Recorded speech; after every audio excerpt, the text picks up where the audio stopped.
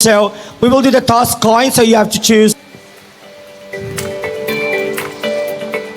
And we have the head. So your team will be the affirmative and your team will be the oppositive, okay? Again, the first speaker will only have 5 minutes, second speaker 3 minutes, and then the third speaker only 2 minutes.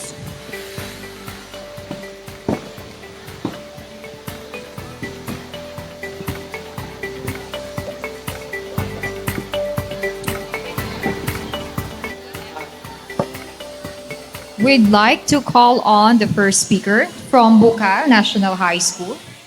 You are given 5 minutes to speak. And your 5 minutes starts now. Good day, honorable judges, respected timekeepers, worthy opponents, and my fellow teammates. I'm Christian Morales from BUKAL National High School.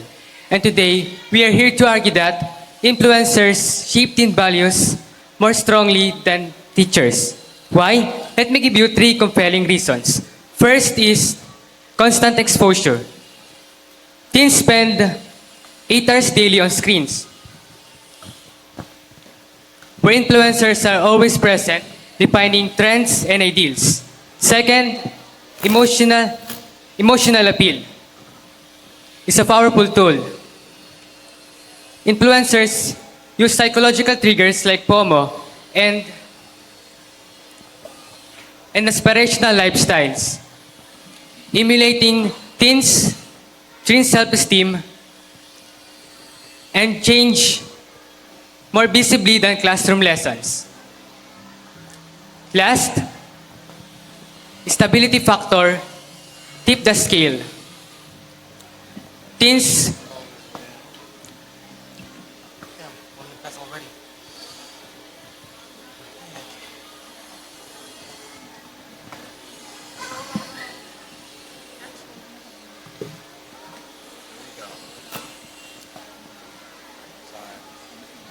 Teens trust influencers like peers, emulating their choices, whether it's fashion, music, or attitudes. So why? Kompleto siya ako. Okay, naman. Ako iba pa yung pag-practice eh. Ako yun ang natural ko. Alam mo na ako eh.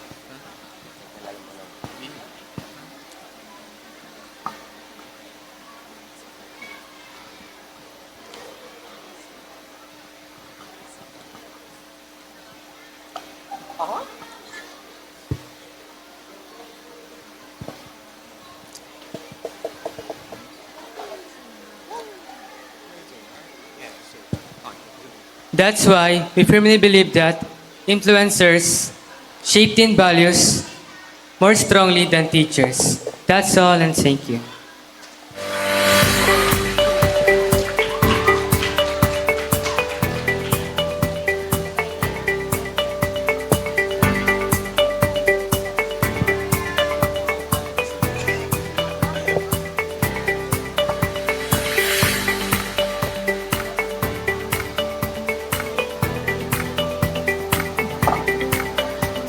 May we call on the first speaker from LUMOT National High School. You have 5 minutes to speak, and your 5 minutes starts now. Okay. First of all, I would like to wish a wonderful afternoon to our distinguished guest and of course, my fellow students from elementary and, of course, high school. Now, we are talking about social media influencers versus teachers and how they shape a teenager's moral values, how they nurture us, how they help us grow as people, right? Now, yeah, you said earlier that you said something about earlier about emotional appeal. Yeah. So the teenagers nowadays are, well, they have shorter attention spans than the teenagers of yesterday. So yeah, you do have a point that social media influencers do have a more emotional appeal. But that is also a way for those same influencers to lure in unsuspecting victims. Yeah, you said that influencers are good. Well, not all of them, right? The system of school and guiding and education basically has been around for around 4,000 years, first being established at around 2061 BCE before Common Era. And we are now currently in 2025 AD, which means it stood strong for what? 4 millennia, 4,000 years, while social media has only been around for 30 or so years, right? And it's already starting to show cracks. Another reason I would like to give you is that these so-called influencers are paid. They're paid by their social media platforms. So who's to say there isn't any evil intent? There's not any selfish intent in what they do and what they say to our kids, to the teenagers. Personally, I would not let my child be influenced by someone that speaks just for money. And of course, what's next? Teachers have been around again for 4,000 years. The concept of teaching has, it's already, it's a tried and true method of guiding the next generation, of giving them the morals of yesteryear and having them walk in the footsteps of the previous generation, hopefully retain the same amount of morals, the same amount of respect. And while influencers, on the other hand, promote stuff like brain rot. You know what that term means? Well, brain rot refers to what we call internet jokes that the social media influencers promote, which leads to the kids or highly naive teenagers that are only starting to grow, have their brains only starting to grow barely, which means their brains are basically rotting, they're stopped. So, would you want your teen kid, which is in the middle of their growing phase, to have their just brain shut off? No, I would not. And there are a lot of instances where children and teenagers are, they have shorter fuses. They get angry easier, they get more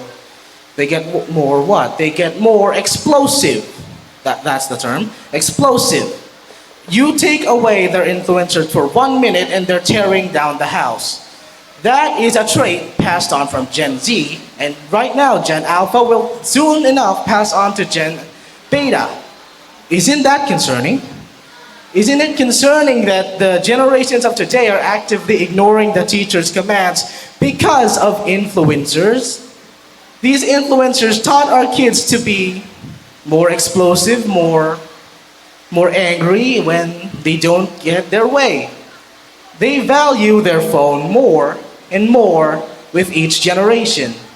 This is why my final verdict is teachers help us grow into fully mature adults as teens. As teens, teachers will give us more value. As teens, teachers will help us more. Thank you.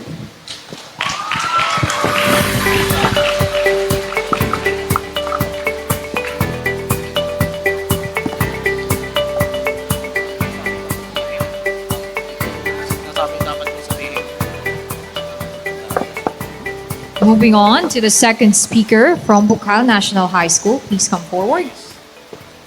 You are given 3 minutes to speak, and your 3 minutes starts now. A pleasant day to all of those present here today. I am Chanel Jane Flores Perolina, the second speaker of BUKAL National High School debate team. Now, I know that some of you might have already agreed to what our opponent had said, but I would like to give you a more proper, balanced perspective of our topic. Because the truth is, influencers, they can tap into teens' emotional feelings that teachers simply cannot do. And the reason for that is structured because influencers can state their vulnerabilities, their their struggles, insecurities, failures, and even the behind the scenes moment. And that alone can create a level of intimacy that feels personal even though it's digital.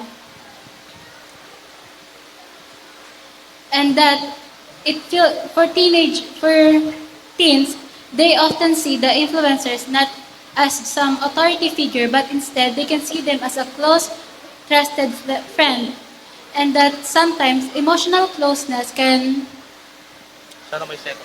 can translate into loyalty, imitation, and identity shaping. Because let's be honest, teachers teachers are well restricted under their professional boundaries. They cannot they cannot connect deeply to their students. Um, students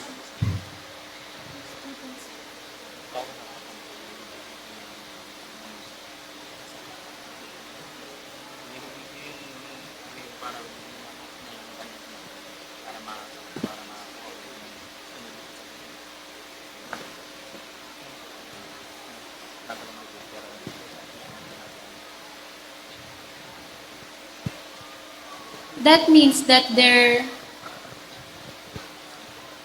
connections is confined to school hours and academic tasks. That means that the emotional connections are limited, and teachers they themselves knows that emotional influence is a fundamental key in shaping someone's character. And with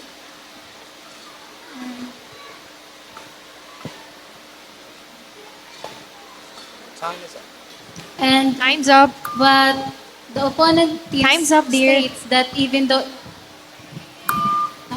Time's up. thank you.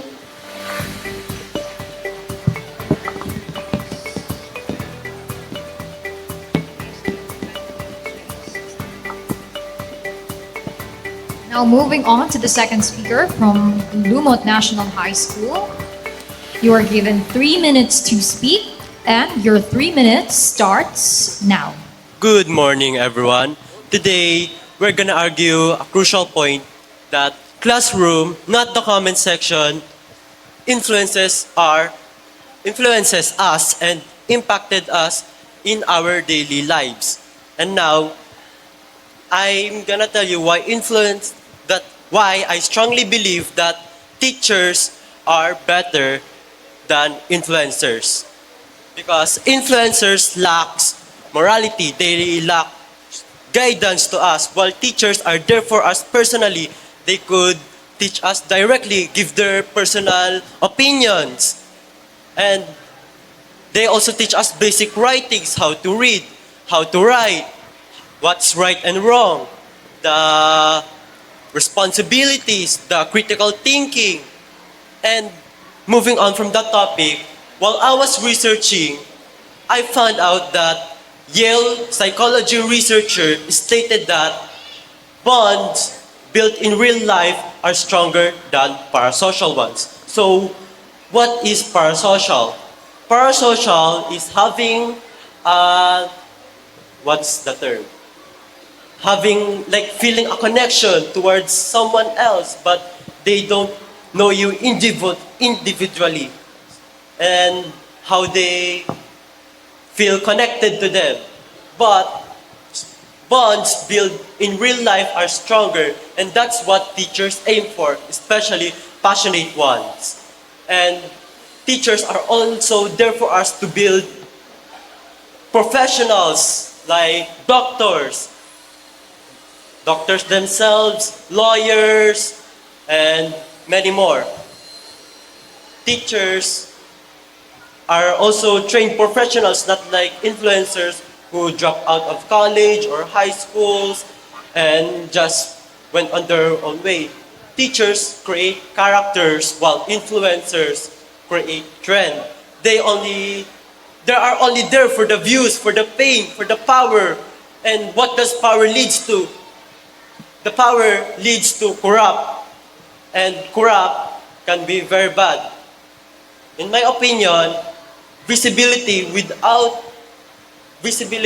responsibility is very dangerous. Do you know why? Because many teenagers like me can get influenced by influencers that they are doing bad stuff, like people who vape.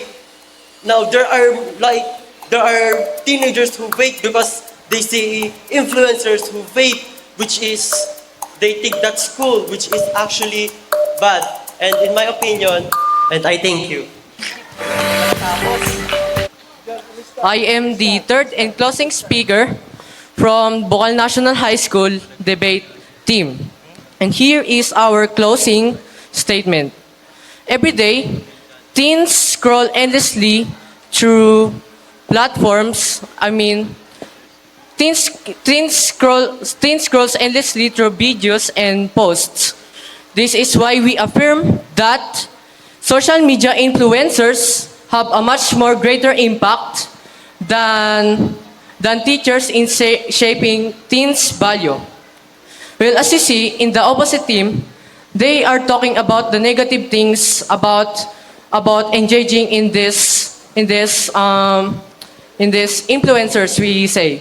And in the other hand, we should keep. It would be better if we will be able to keep the balance between those two. See, there are two possibilities between the two sides. Influencers can be either be good and bad, and the teachers, they are also the same with it. Good and bad exist everywhere. And back to the topic. First of all, of why we affirm that teenagers are much likely influenced by influencers much significantly is because teenagers were able or spent much time in social medias that links to these influencers rather than teachers. And second is these influencers were able to provide contents that teens admire and imitate. And the third, Time's up. Okay, thank you so much. We'd like to thank you. Okay, so we'd like to call on third speaker from LUMOT National High School. You are given 2 minutes to speak. And your 2 minutes starts now. I truly believe that being taught by the teacher is different to the social media influencers.